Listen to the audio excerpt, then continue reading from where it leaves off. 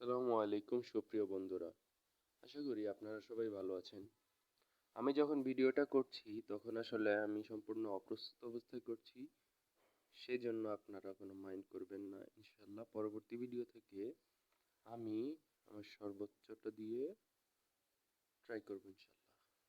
তো এখন আমরা সকলেই জানি মাত্র কোটা আন্দোলন শেষ হলো। যখন ভিডিওটা করছি অনেকজন মারা গিয়েছে। আপনারা কি জানেন? আপনারা অবশ্যই জানেন যে কোটা আন্দোলন কেন হয়েছে? মেধার জন্য। বিসিএস এ মেধার থেকে কোটার তুলনায় কম নিয়োগ দেওয়া হতো। যাক, শিক্ষার্থী আন্দোলন সফল হয়েছে, অনেকজন মারাও গিয়েছে। তো শহীদ ভাইদের প্রতি জানাই শ্রদ্ধা এবং আমরা আলহামদুলিল্লাহ যে আমাদের দাবি মেনে নেওয়া হয়েছে। যারা যারা কোটা আন্দোলন করেছেন তারা কমেন্ট করে জানাবেন অবশ্যই।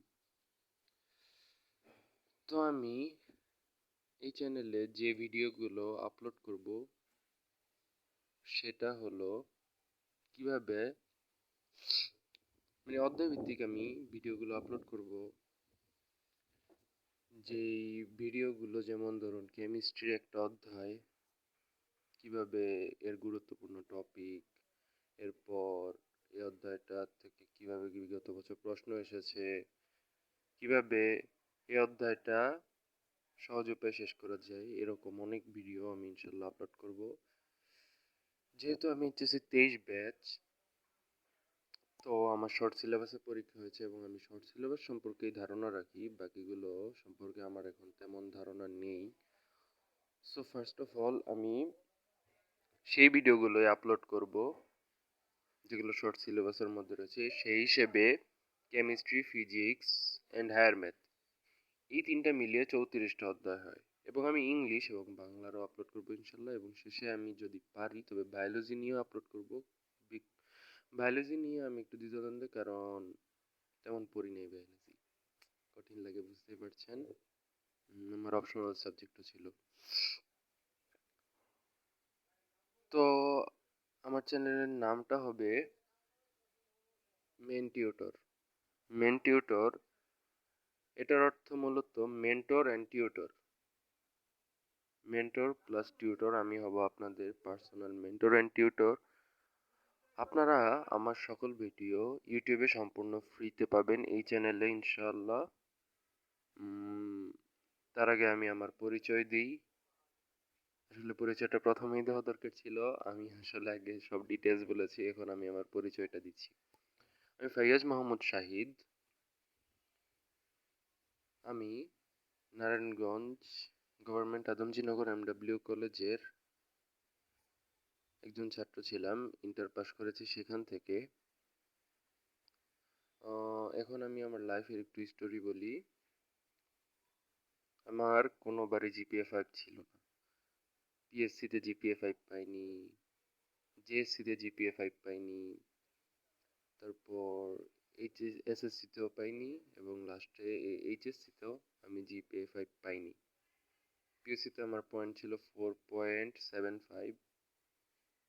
অষ্টম শ্রেণীতে উঠে সেটা একটু কমে এসে হয় 4.50। এরপর এসএসসিতে হয়তো বা এ প্লাস পেতাম, কিন্তু আমাদের সময় 3টা সাবজেক্টের পরীক্ষা হয়েছে এবং ক্লাস 8-এর জিপিএর উপর নির্ভর করে জিপিএ নির্ধারণ করা হয়েছে। সো দুর্ভাগ্যবশত পাইনি, 4.94 পেয়েছিলাম। আর অল্প কিছু পয়েন্টের জন্য আর কি আমার এই ক্লাসটা মিস হয়ে যায় ক্লাস 8-এর রেজাল্টের জন্য। এরপর ইন্টারে আমি ইন্টারে থাকতে অনেক দুষ্ট ছিলাম, কলেজে নাম করা দুষ্ট ছাত্র ছিলাম। লাস্ট 2 মাসে এসে না আমি বুঝতে পারলাম যে আমার এবার পড়াশোনা করা দরকার এইচএসসি সামনে। তো লাস্ট 2 মাস অনেক মন দিয়ে পড়লাম এইচএসসির আগে। এরপর আল্লাহর রহমতে যা আসে আমার 4.33 আসে। এবার অ্যাডমিশন লাইফ নিয়ে একটু বলি। বর্তমানে আমি গুচ্ছে চান্স পেয়েছি এবং আমার পজিশন ছিল 12,780 এবং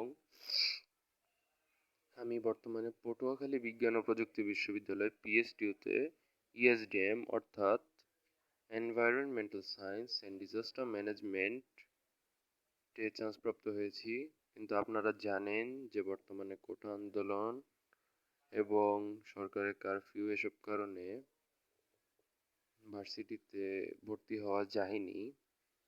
2টা মাইগ্রেশন গুচ্ছ দিয়েছে এবং আরও 2টা মাইগ্রেশন বাকি আছে এবং অন্যান্য অনেকগুলো ভার্সিটিতে আমি ওয়েটিং লিস্টে আছি। এখন যদি আপনার এই কোটা আন্দোলনের সব শেষ হয়, এরপর দিয়ে পরিস্থিতি স্বাভাবিক হয়, তবে আরও 2টি মেরিট দিবে। একটি দিবে কৃষিগুচ্ছের আগে, এরপর কৃষিগুচ্ছ পরীক্ষা হবে, এরপর আরেকটি মেরিট দিবে।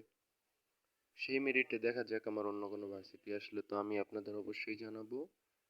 আপাতত পটুয়াখালী বিজ্ঞান ও প্রযুক্তি বিশ্ববিদ্যালয়ে আছি, বলতে গেলে এখানেই আছি। অন্যান্যগুলো তো ওয়েটিং লিস্টে একটু বেশিই আছি, তবে পটুয়াখালী বিজ্ঞান ও প্রযুক্তি বিশ্ববিদ্যালয়ে সিএসইও আসতে পারে, ওয়েটিং লিস্টে আছি, এবং কুমিল্লা বিশ্ববিদ্যালয়ে আসতে পারি ইনশাল্লাহ।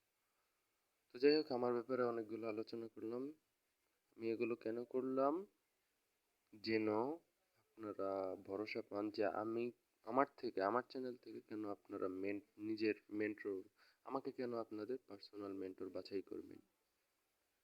তো আশা করি আমি আপনাদেরকে সঠিকভাবে গাইড দিতে পারবো। এই চ্যানেলে কোনো ক্লাস আপলোড করব না, করতেও পারি, সেটা পরে হয়তো বা হবে। আমার অ্যাডমিশন লাইফটার যে সময়টা পার করেছি, যেভাবে আমার অ্যাডমিশনকে আমি জয় করেছি, আমি গল্প একদিন আপনাদের বলবো ইনশাল্লাহ। এবং আমার চ্যানেলটি আপনারা সাবস্ক্রাইব করে রাখুন যেন ভিডিওগুলো পেতে পারেন। এইচএসসি 25 এবং নবাগত এইচএসসি 26 নিয়ে আপাতত ভিডিও শুরু করব ইনশাল্লাহ কিছুদিনের মধ্যেই। ততদিন আপনারাও সুস্থ থাকবেন, আমার সাথে থাকবেন। ধন্যবাদ। আসসালামু আলাইকুম।